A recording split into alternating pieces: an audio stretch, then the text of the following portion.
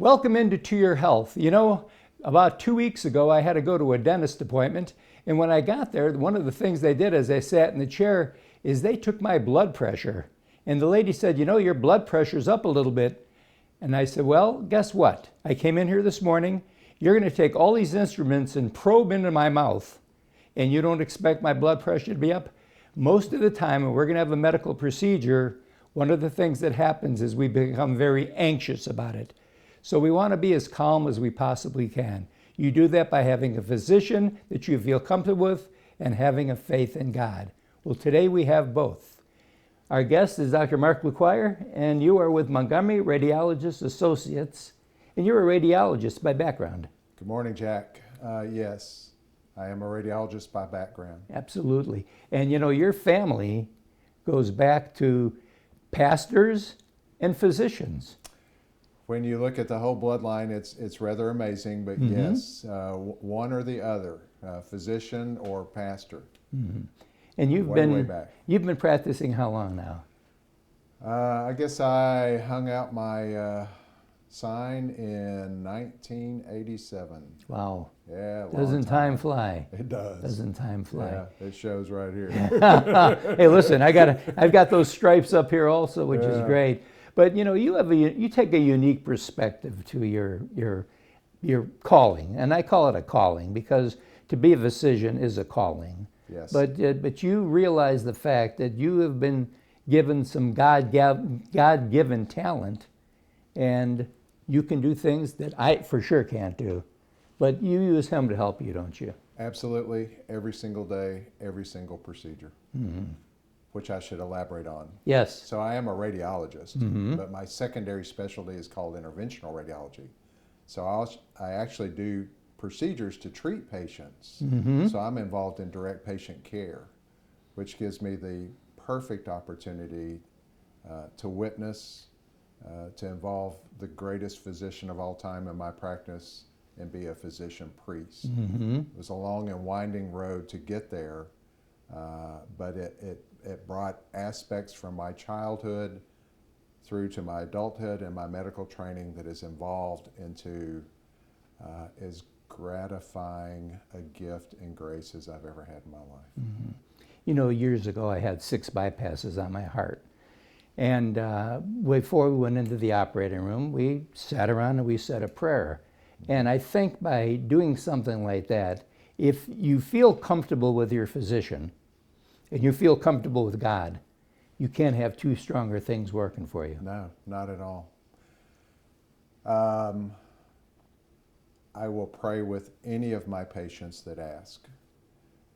When I sense that they would like to pray, I will offer them a prayer.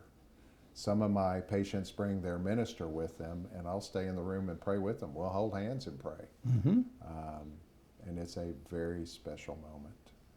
And you can tell sometimes, at least I can, this is sort of a side story, but one of my mentors in life was a gastroenterologist in Birmingham. And he could always tell that the people of no faith had the worst disease because they were anxious, they were upset, they had the worst gastric peptic ulcer disease, ulcers, of any patients he'd ever seen.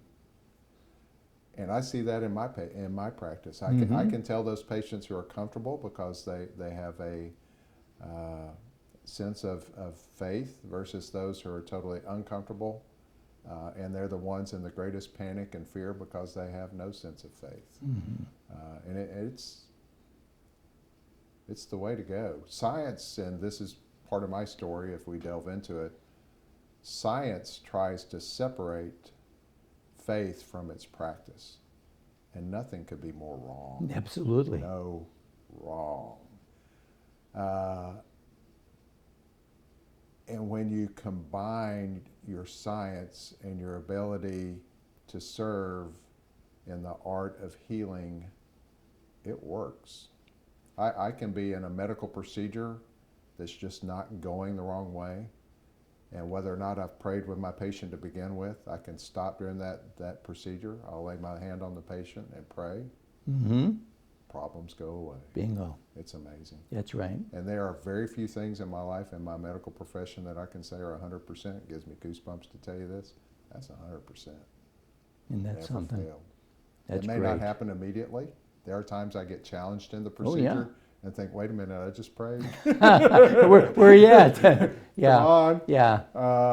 And I might have to do it again, but it's always 100%. I have a photo in my office, which I regret that I bring today because I meant to.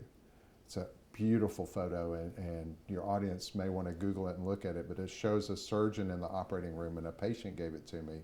And he's sitting there operating, and the operating team is there, and Christ is standing behind him with his hand on his right shoulder. Isn't that And, amazing? I look at that every day before I start my day. The best assistant you could have. Isn't that amazing? Because, you know, they talk about bedside manner.